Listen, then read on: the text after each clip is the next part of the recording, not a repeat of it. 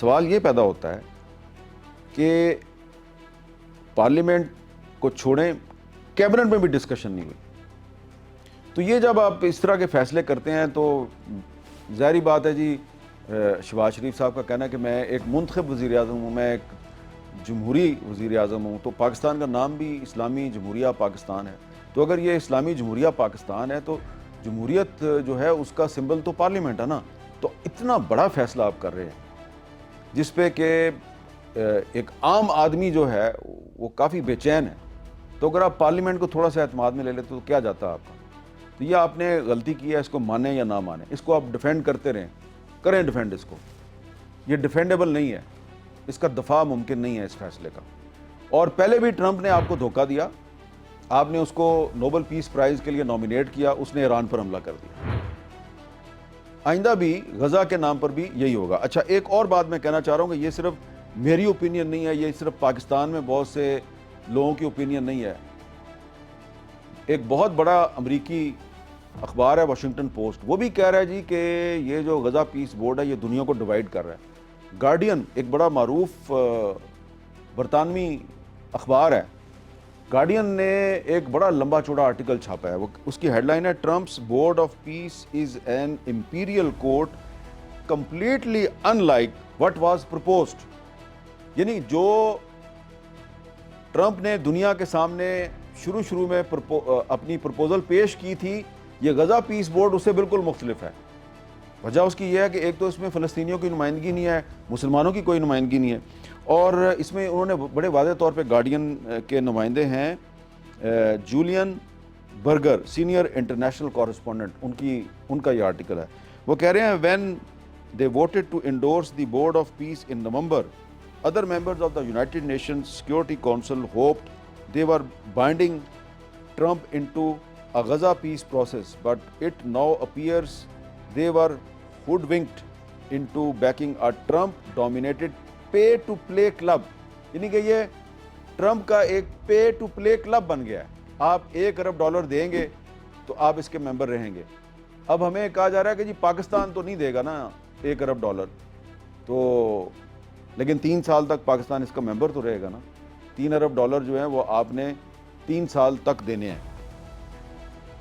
اور اس آرٹیکل میں ایک اور بھی بڑی اہم بات ہے کہ وہ کہہ رہے ہیں جی کہ یہ کلب ہے، یہ ٹرمپ کا ایک کلب ہے، یہ کوئی انٹرنیشنل ادارہ نہیں ہے جس نے کہ غزہ میں امن قائم کرنا ہے. تو most of the text of the Gaza peace plan is devoted to the club rules, which make the chairman, Trump himself, the only person mentioned by name, all powerful. All other members are selected by him and can be terminated by him. The chairman, mentioned 35 times in the document, can choose when the board meets and what it discusses. ایک اور برطانوی جریدہ ہے دی economist, اس کی head line کیا ہے جی؟ Trump's board of peace is a distraction from the real work in Gaza. تو برطانیہ جو ہے وہ اس کا ممبر نہیں بنا. اس کی وجہ ہمیں یہ نظر آ رہی ہے کہ برطانیہ میں پبلک اوپینین جو ہے وہ یہ ٹرمپ کے اس پیس بورڈ کے خلاف ہے، اور یورپ میں بھی اس کی کافی مخالفت کی جا رہی ہے، کیونکہ اب ٹرمپ صاحب کھلم کھلا کہہ رہے ہیں میں نے گرین لینڈ پہ بھی قبضہ کرنا ہے. اور اگر خدا نہ خواستہ ٹرمپ جو ہیں وہ کل کو ایران پر بھی حملہ کر دیتے ہیں تو کیا ہوگا؟ وہ لوگ جو یہ آرگومنٹ دیتے ہیں کہ جی پہلی دفعہ پاکستان نے آئسولیشن میں کوئی فیصلہ نہیں کیا بلکہ تمام مسلم ممالک کے ساتھ مل کر ایک فیصلہ کیا ہے، اور سارے جو ہیں مل کر ٹرمپ کے بورڈ آف پیس میں چلے گئے ہیں، تو بھائی اس میں ایران تو نہیں ہے نا؟ ایران نہ صرف مسلم ورلڈ کا ایک اہم ملک ہے بلکہ پاکستان کا ہمسایہ بھی ہے.